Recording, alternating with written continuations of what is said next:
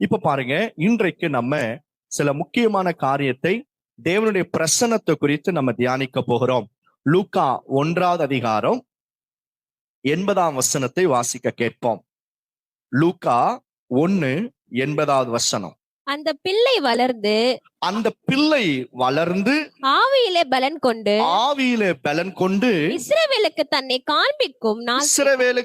காண்பிக்கும் நாள் வரைக்கும் வனாந்திரத்திலே இருந்தான். அப்படியே கண்ணு ஜெபம் பண்ணலாமா? பரலோக பிதாவே, நீர் எங்களோடு பேசும். இந்த வசனம் எங்க இருதயத்திற்குள்ளாய் கிரியை செய்யட்டும். இந்த வசனத்தின்படியாய் எங்களை நீர் ஆசீர்வதிக்கிறீர். உமக்கு பிடிக்காதவைகளை எங்களை விட்டு எடுத்து போட்டு இயேசுவின் நாமத்தினால இந்த வசனம் எங்க வாழ்க்கையையும் ஆண்டவரே எங்களுடைய மனதையும் மாற்றட்டும். எங்க ஜீவியத்தை ஆசீர்வதிக்கட்டும். இயேசுவின் நாமத்தினால ஜெபிக்கிறேன் ஜீவனுள்ள நல்ல பிதாவே. இணைந்து சொல்லுவோம், ஆமேன். அந்த பிள்ளை வளர்ந்து அப்படின்னா எந்த பிள்ளை? யோவான் ஸ்நானகனை குறித்து வேதத்துல எழுதப்பட்டிருக்கு. ஒரு தம்பதியாருக்கு நிறைய வயதானாலும் பிள்ளை பிறக்கல. அந்த சகரியா எலிசபெத். சகரியா ஆசாரிய ஊழியம் செய்கிற ஒரு கர்த்தருடைய ஊழியக்காரன். he was a pastor. அவங்களுக்கு கல்யாணம் ஆகி நிறைய நாளான பிள்ளை பிறக்கல. ஆனா வேதத்துல எழுதப்பட்டிருக்கு, அவர் போய் தேவாலயத்துல வேலை செய்து கொண்டிருக்கும் போது தேவதூதன் வருகிறான், உன் மனைவி கர்ப்பவதியாகி ஒரு பிள்ளையை பெற்றெடுப்பார் என்று சொல்லி, இதெல்லாம் நீங்க வாசிக்கலாம், வேதத்துல இருக்கு. அப்போ யோவான் ஸ்நானகனை குறித்து வேதத்துல எழுதப்பட்டிருக்கு. இந்த யோவான் பாருங்க, அந்த பிள்ளை எந்த பிள்ளை? யோவான் ஸ்நானகன் வளர்ந்து ஆவியில பலங்கொண்டு, சொல்லுங்க, ஆவியில பலங்கொண்டு இஸ்ரவேலுக்கு தன்னை காண்பிக்கிற வரைக்கும் வனாந்திரத்துல இருந்தான் என்று சொல்லி வாசிக்கிறோம். இந்த மனுஷன் ஆவியில பலனடைவதற்கு எதை இவர் ரொம்ப முக்கியத்துவமா இருந்தார் அப்படின்னா, தன்னை தான் அதிகமாய் எக்ஸ்போஸ் பண்ணாம, வெளிப்படுத்தி கொள்ளாம மறைந்திருந்ததுனால அவருக்கு ஸ்பிரிச்சுவல் ஸ்ட்ரென்த் அதிகமானது. அர்த்தம் என்ன? அவர் எப்படி மறைந்திருந்தா? ஒளிஞ்சுக்கிட்டு இருந்தாரா?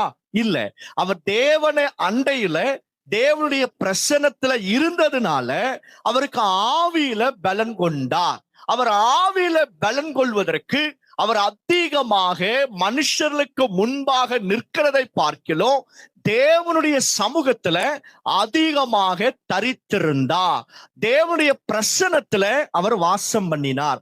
அதிகமாய் மனுஷர்களுக்கு தன்னை காண்பிக்கிறதை பார்க்கிறோம். தேவனுக்கு தன்னை அதிகமாய் காண்பித்ததுனால ஆவியில பலனடைந்தான். இந்த ஆவியில பலனடைந்த போது ஒருவரும் செய்ய முடியாததை யோவான் செய்தார். என்ன செய்தார் தெரியுமா? இயேசு கிறிஸ்து யோர்தான் நதி அண்டையில வருகிறார். எல்லாரும் கேஷுவலா இருக்கிறாங்க.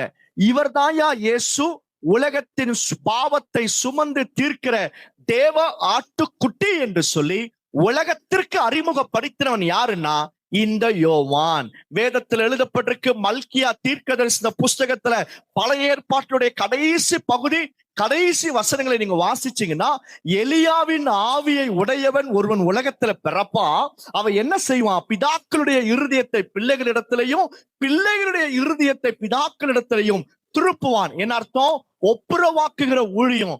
அவன் எழும்பி இயேசு தெய்வம் என்பதை சொல்லுவான். அவர் வருகிறதற்கு முன்பாக வழியை ஆயத்தப்படுத்துவான். இதே இடத்துல அவங்க அப்பா எழுப்பி ஒரு தீர்க்க தரிசனம் சொல்றாரு பாருங்க.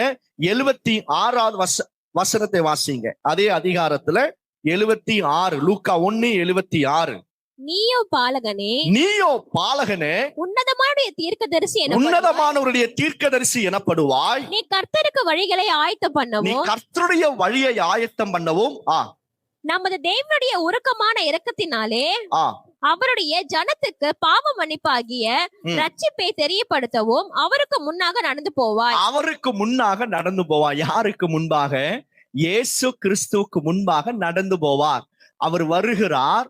அவர் இந்த உலகத்துல பிறந்து மரிப்பதற்கு முன்பாக ரொம்ப கொஞ்ச நாட்கள் தான் இந்த யோவான் ஸ்நானகன் உலகத்துல வாழ்ந்தார். இயேசுவை விட குறைஞ்சது ஒரு 6 மாசம் மூட்டவரா இருப்பார். ஆனா இயேசு ஊழியத்தை ஆரம்பிக்கும் பொழுது இவர் என்ன பண்ணிட்டாருங்க? மரிச்சு போயிட்டார். ஆனா அந்த வாழ்ந்த கொஞ்ச நாட்கள்ல இவருடைய ஊழியம் என்ன அப்படின்னா, இயேசுவை அறிமுகப்படுத்துகிற ஊழியம், இயேசு வருவதற்கு முன்பாக வழியை செவ்வைப்படுத்துகிற ஊழியம். அதுக்கு தான் பாருங்க இவருடைய பலன், ஸ்பிரிச்சுவல் ஸ்ட்ரென்த் பயன்படுத்தப்பட ஆரம்பிச்சது.